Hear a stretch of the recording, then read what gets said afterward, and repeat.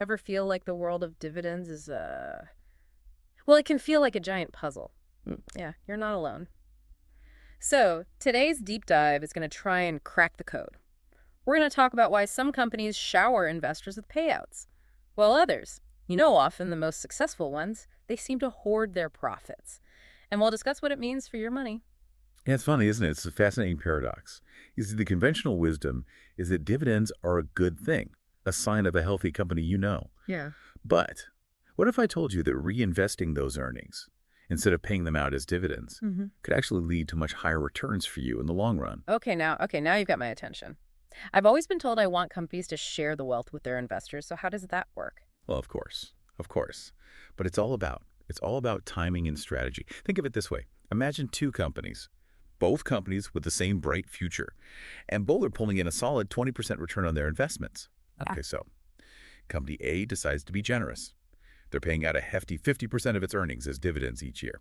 Company B, on the other hand, they decide to be a bit more tight-fisted, reinvesting every penny of profit back into the business. Okay, yeah. I can already sense where this is going. This is like the tortoise and the hare. You got it. Fast forward 15 years. Company A, our dividend darling, they've grown their initial capital to a respectable $230 million, which not too shabby. Right.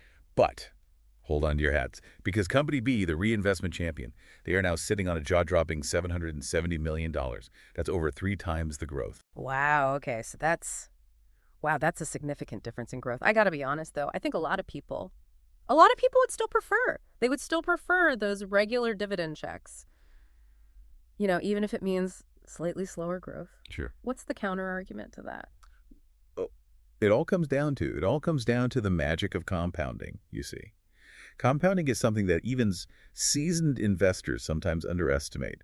Every time Company B reinvests its earnings, those earnings generate more earnings. And then those earnings generate more earnings on top of those, creating this incredible snowball effect. It's like they're earning interest on top of interest Yeah. year after year, which supercharges their growth over the long term. So essentially they're delaying gratification. But in the end, the payoff is potentially much larger. But what about taxes? Don't dividends get hit with a double whammy? You're absolutely right. You're absolutely right. That's a crucial point that is often overlooked in the dividend debate. Those payouts aren't free money. They're taxed twice. First at the corporate level when the company earns the profits, Yeah. and then again when you, the investor, receive them as income.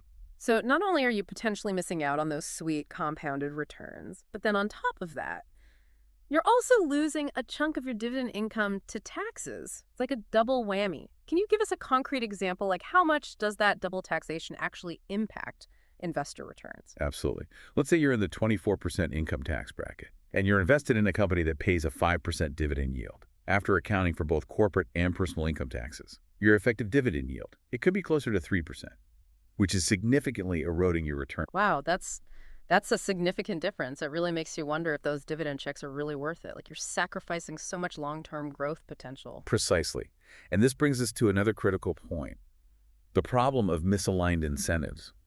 You see, many CEOs face immense pressure to keep those dividends flowing, even if it means passing up smarter long-term investments that could yield much higher returns for everyone in the long run.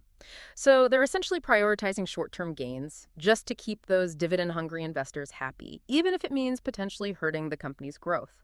Are there any examples of this happening in the real world? Absolutely. One of those striking examples is Microsoft.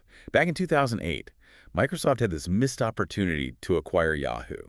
They had the cash on hand, but instead of going for the jugular and potentially dominating the internet landscape, they caved to shareholder pressure and issued a massive $32 billion dividend. Wow. That's a hefty price to pay for trying to please the market. It makes you wonder how differently things might have played out, if they had chosen to invest in growth instead. Indeed. It's a cautionary tale of how short-term thinking and a fixation on dividends can backfire, even for tech giants like Microsoft. This laser focus on dividends, it can stifle innovation and long-term value creation. So it seems like the real winners in the business world, they understand that playing the long game, reinvesting those earnings wisely, and not getting distracted by the allure of immediate payouts. That's where it's at. Now you're talking. And when it comes to playing the long game, there's no better example than the Oracle of Omaha himself, Warren Buffett. Warren Buffett, the Oracle of Omaha, a man who needs no introduction. He's built his empire by basically ignoring those dividend-hungry investors, hasn't he? You got it. Buffett's philosophy, it's all about compounding. He firmly believes that reinvesting earnings, especially in companies with a durable competitive advantage, that's the key to building long-term wealth. And I mean, his track record speaks for itself. And speaking of his track record, didn't he once make a $101,755 mistake? That turned out to be a multi-billion-dollar lesson in compounding. Ah, yes, the legendary dividend that got away. Back in the 1960s, a young Buffett took a $101,755 dividend payment from Berkshire Hathaway. Now, had he reinvested that seemingly paltry sum back into Berkshire, it would be worth over $3 billion today. Talk about an expensive lesson. That's insane. It really highlights the opportunity cost of those dividend checks. You might be getting a little income today, but you could be missing out on a fortune down the road. Exactly. And Buffett isn't the only one. Think about Amazon. They famously went years without paying dividends, plowing every penny back into growth and innovation. And look at them now, a global behemoth. Okay, yeah. So we've got legendary investors, tech giants. But what about a more traditional business? Like what about public supermarkets? They're employee owned and they're killing it. Do dividends factor into their success story at all? Publix. Publix is an excellent example of how prioritizing reinvestment over dividends. It can build an empire. Even in a traditional industry like grocery stores, they've grown to become one of the largest supermarket chains in the U.S., all without relying on dividend payouts. Instead, they've consistently reinvested their profits back into the business, focusing on expansion, innovation, and most importantly, their employees. Okay, so are you saying that dividends are always a bad thing? Should investors just completely avoid any company offering them a payout? Not necessarily. Dividends, they aren't inherently good or bad. It's more nuanced than that. There are situations where they can make perfect sense. Okay, so there are exceptions to the rule. When do dividends make sense? Okay, so let's say you're dealing with a company in a mature or declining industry. So they've already squeezed out most of their growth potential. And there aren't many lucrative opportunities to reinvest those earnings. Think old school, like tobacco companies, for example, in those cases. Returning capital to shareholders through dividends can be a perfectly valid strategy. Right. It's about making the best out of a less than ideal situation. Exactly. Or let's say a company has just reached a point. They've optimized their operations. They've explored every avenue for growth, and they simply can't find any more profitable ways to reinvest their earnings. They're practically drowning in cash. In these instances, dividends can be seen as a way to distribute that excess capital back to investors. Yeah. It's like they've reached the peak of their game, and now they're sharing the spoils of their victory. You got it. But even in these scenarios, it's crucial to remember how companies prioritize their capital allocation. Smart companies follow a specific hierarchy. Okay, so first and foremost, they focus on reinvesting in projects that promise the highest returns. Then comes debt reduction, or share buybacks, which we can delve into another time. And finally, only if there's still cash left over might they consider paying out dividends. Think of it like a waterfall. Each level needs to be filled before it spills over to the next way. So dividends are at the very bottom of the priority list. If a company seems to be prioritizing dividends over everything else, should that raise a red flag for investors? It's definitely something to consider. A company that's laser-focused on dividends, it might be a sign. It might signal they lack internal growth opportunities. Always look at the bigger picture. The company's overall health, their strategy, their growth potential, and, most importantly, the competence and vision of their management team. So how can investors cut through all the noise? How can they figure out if a company is genuinely committed to creating long-term value, or if they're just trying to appease investors with those quarterly payouts? That's where things get really interesting. It's about understanding that dividend policy, it's essentially a window into a company's soul. It reveals their priorities, their growth strategy, and their commitment to their investors. So if a company's dividend policy is like a window into its soul, what are some of the things investors should be looking for when they're trying to decipher that message? Well, one fascinating way to reframe your thinking about dividends is to view them as mini liquidations of a company's assets. Mini liquidations. Okay, I'm intrigued. Break that down for me. Sure. So imagine this.